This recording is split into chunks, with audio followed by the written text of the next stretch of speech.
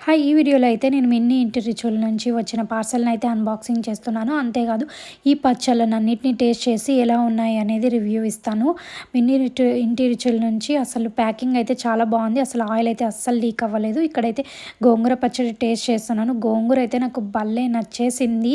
మీరు కూడా must and షుడ్‌గా gongura try చేయండి. నేనైతే ఇంకొక పార్సెల్ పెట్టుకోవాలనుకున్నాను. ఇంకా తర్వాత అయితే టమోటా పచ్చడి కూడా ఓకే బానే ఉంది. బానే అనిపించింది నాకు. ఇంకా చికెను ఇంకా బోన్‌లెస్ చికెన్ తెప్పించుకున్నాను. బోన్స్ అయితే కొంచెం చికెన్ ముక్క అయితే కొంచెం నాకు గట్టిగా అనిపించింది. ఇంకా అదర్వైజ్ ఇంకా టేస్ట్ అంతా బాగుంది. ఇంకా ప్రాన్స్ కూడా చాలా బాగుంది. మీరు కూడా ట్రై చేయాలనుకుంటే ట్రై చేయండి.